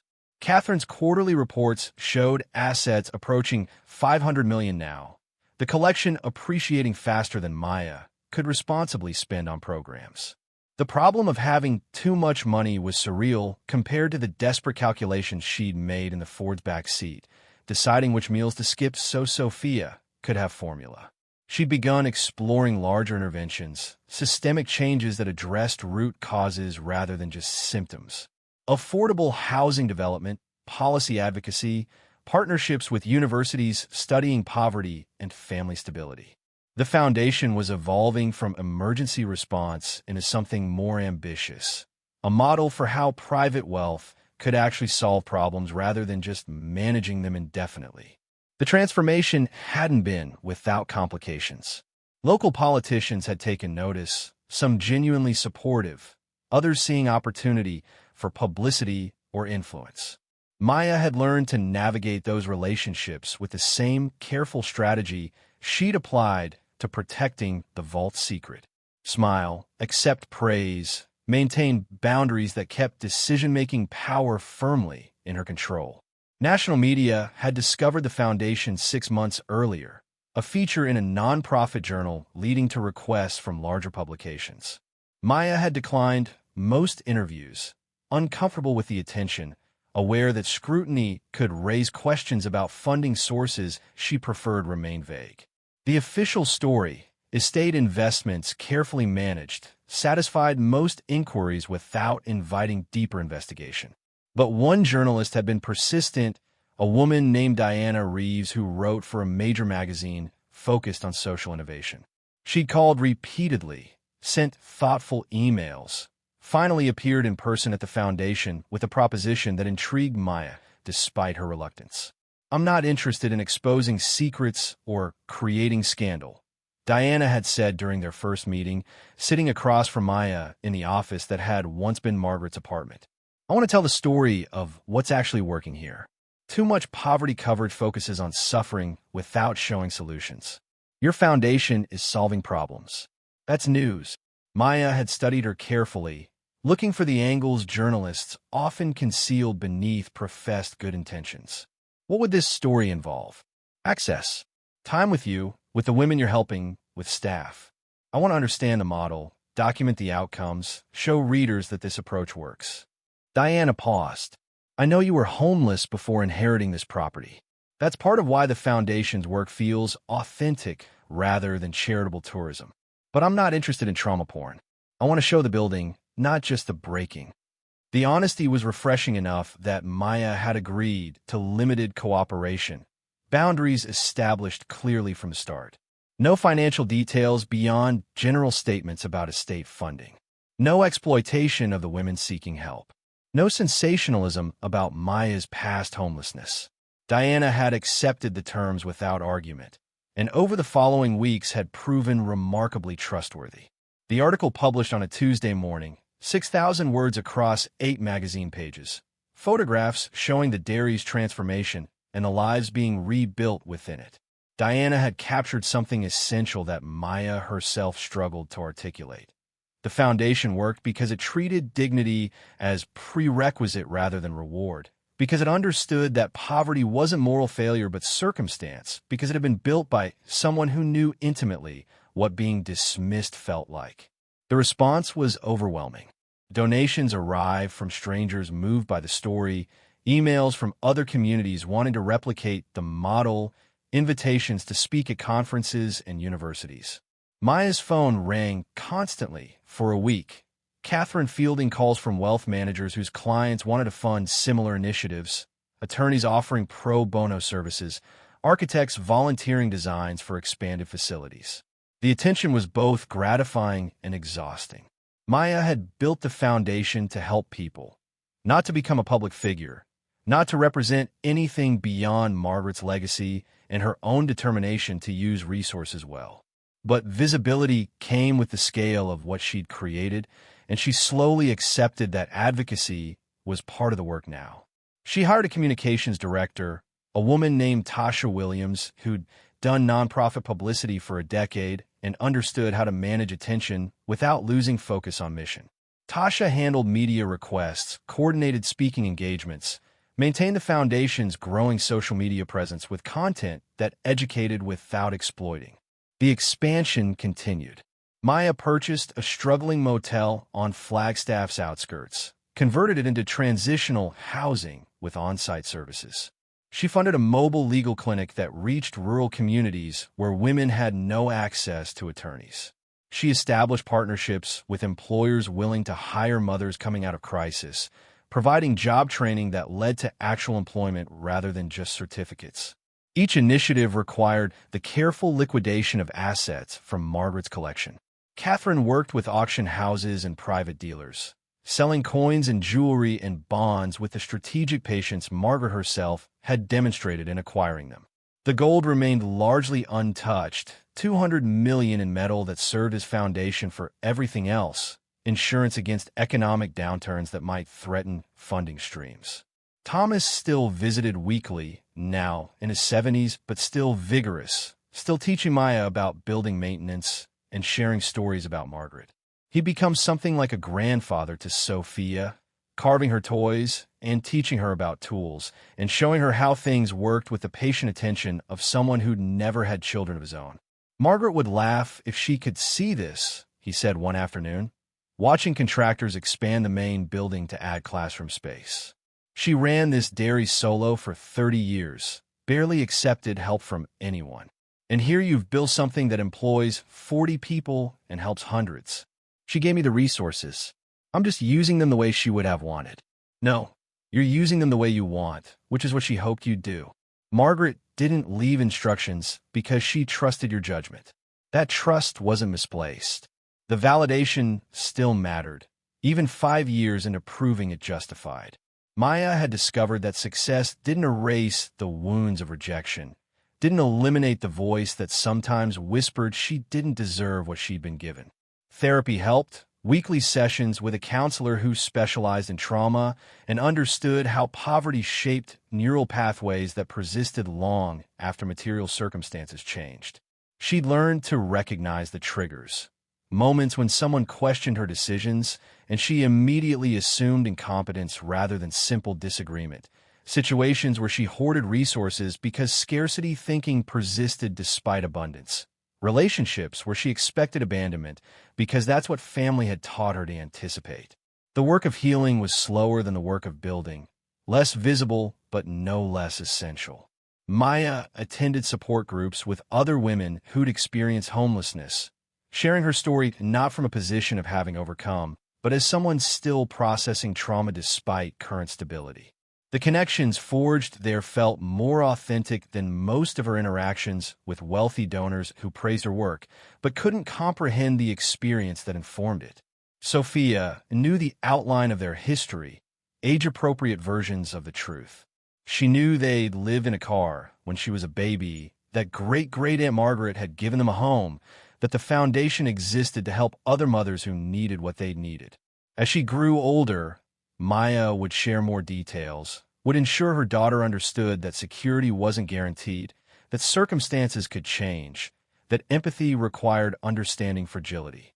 But for now, Sophia existed in the blessed ignorance of childhood stability, assuming safety was permanent, trusting that her mother could solve any problem, believing the world was fundamentally kind because that's what her limited experience suggested. Maya envied that innocence while working to preserve it as long as developmentally appropriate. The family silence had held for 5 years, complete and undisturbed. Maya occasionally checked social media, curiosity overcoming wisdom, and saw her siblings' curated lives. Marcus's corporate success, Lucia's apparent recovery from addiction, their mother's retirement portraits with grandchildren Maya had never met. They existed in a reality where Maya had simply disappeared, their version of family history edited to exclude the daughter who'd refused to comply with expectations. The erasure stung less than she'd expected. She'd built her own family from people who showed up, who cared without conditions, who celebrated her successes rather than resenting them. Staff members who'd become friends, mothers who'd graduated from programs and returned as volunteers, community members who recognized the foundation's value and supported it however they could. Then, 6 weeks after the magazine article published, an email arrived that disrupted the equilibrium Maya had carefully maintained. The sender was Daniel, the brother who'd withdrawn from the guardianship petition 5 years earlier, the only sibling who'd shown even momentary conscience. The message was brief. Maya, I saw the article about your foundation. What you've built is incredible. I know I don't have any right to contact you, and you don't owe me a response. But I wanted you to know that I'm proud of you, and I'm sorry for everything our family put you through. If you're ever willing to talk, I'd like to hear about Sophia and see if there's any possibility of relationship. No expectations, just hope. Daniel. Maya read it 3 times, emotions cycling through anger and suspicion and something uncomfortably close to longing. Daniel had abandoned her too, had stood by while their mother threatened to call CPS, had benefited from the same family structure that had crushed her. But he'd also been the first to step back, the only one to acknowledge wrongdoing, the single sibling who demonstrated capacity for change. She didn't respond immediately, instead sitting with the question of whether reconnection served anyone's interests beyond Daniel's guilt management. Tasha, when consulted, offered perspective shaped by professional distance. Family reconciliation makes great narrative, but it's not obligatory. You don't owe him relationship just because he's finally developed conscience. The question is whether contact would add value to your life and Sophia's, or just reopen wounds that have finally started healing. Maya appreciated the permission to choose closure over reconciliation, to recognize that forgiveness didn't require relationship, that she could acknowledge his apology without accepting his presence. She drafted a response that took 3 days to finalize, each word chosen carefully. Daniel, thank you for your message. I appreciate the apology. What our family did caused real harm that took years to process. I built a good life despite that harm, not because of any support from people who should have helped. I'm not interested in reconnecting at this time. Perhaps in the future that will change, but I need to protect the peace I've found. I wish you well. Maya.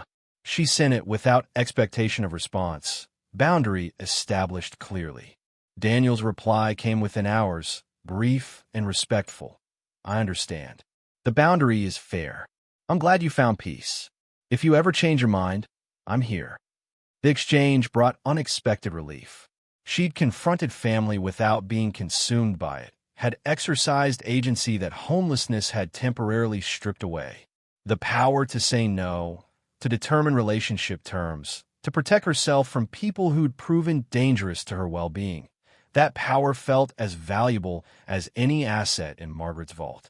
The Foundation's 6th year brought expansion into policy work that Maya had been preparing for carefully.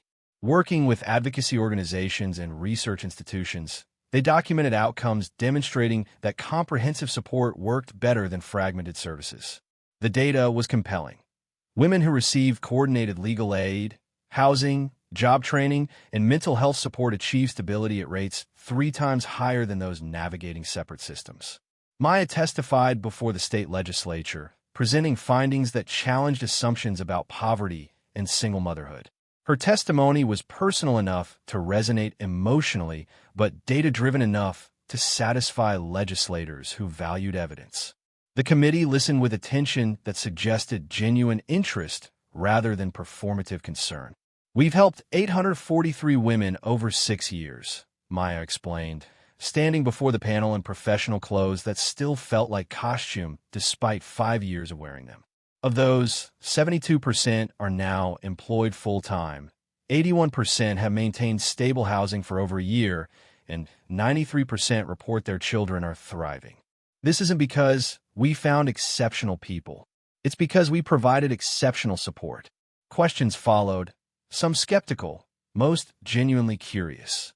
How much did the model cost per person? Could it scale? What made it work when other programs failed? Maya answered each one, Tasha providing supporting documents, the presentation polished through practice but grounded in authentic experience. The committee chair, a woman in her 60s who'd represented rural Arizona for 20 years, lingered after the session ended. That was powerful testimony. I appreciate you sharing your own story. It's easy to dismiss poverty as personal failure until you hear from someone who lived it and built something this successful. Thank you. I hope the data speaks louder than my personal experience, though. They're both important. Data shows what works. Story shows why it matters. She paused. I'd like to work with you on legislation that would fund similar programs statewide. Would the foundation be willing to partner on developing the framework? Maya agreed, understanding that influence carried responsibility she couldn't avoid. The foundation had proven a concept. Scaling it required political will she couldn't generate alone. Partnership with sympathetic legislators, while complicated, was necessary for impact beyond what private wealth could achieve.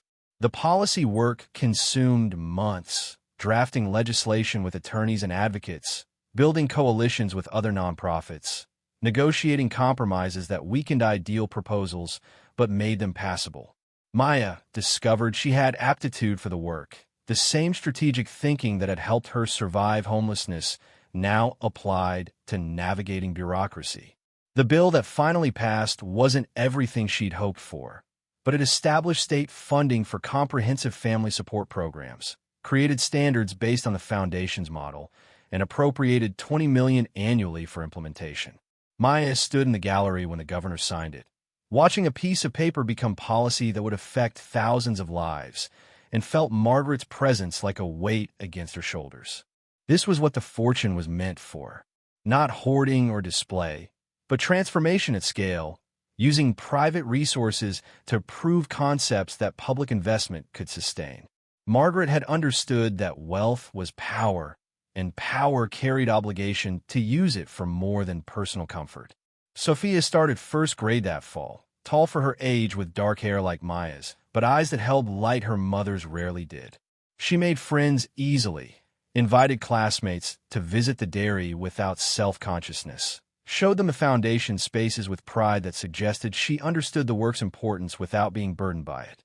Maya watched her daughter navigate childhood with the confidence that came from never doubting she was wanted, from never experiencing the conditional love that had shaped Maya's own development. The generational change felt almost miraculous. Trauma interrupted, poverty's cycle broken, a child growing up knowing security as birthright rather than lucky exception. On Sophia's 6th birthday, Maya took her down to the vault for the first time. They descended the stone steps together, Sophia's hand tight in Maya's, excitement and nervousness mixing in her young voice. Is this where great-great-Aunt Margaret kept the treasure? Yes, baby. This is where she kept things that were valuable, and where she left them for us to use to help people. The vault door swung open, and Sophia gasped at the gold bars still stacked on their pallets, at the crates lining the walls, at the sheer scale of wealth preserved in darkness. Maya let her look, answering questions with age-appropriate honesty, explaining that the metal was valuable because people agreed it was, that the foundation's work was funded by selling small pieces of the collection carefully. Why did she leave it all to you, Mama? Because she believed I would use it to help others. Because she saw something in me that other people didn't see.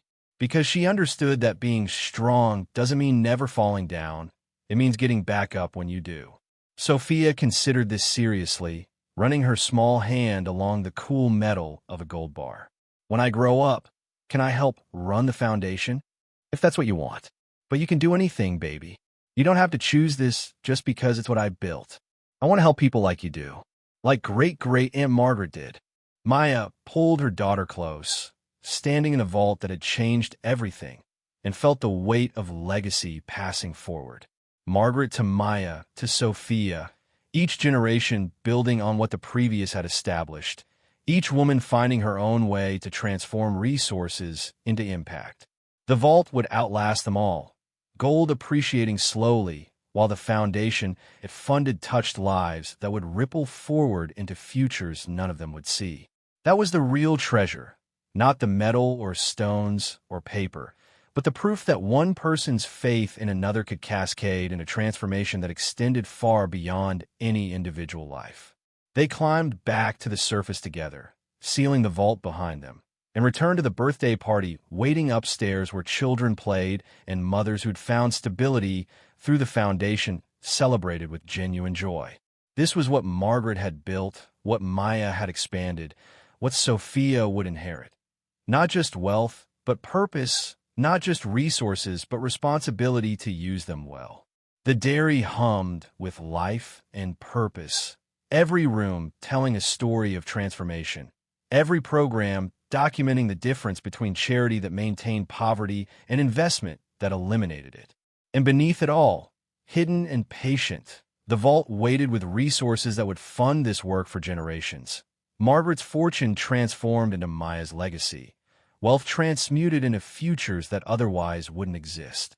The mountains stood eternal in the distance, witnessing everything without judgment, while inside the dairy that everyone had once dismissed as worthless, the work of building something that would last continued, one life, one family, one generation at a time. Thank you so much for watching until the end. If you love this story, check out the other videos on your screen now. I think you'll really enjoy them. And don't forget to subscribe if you haven't already. See you in the next story.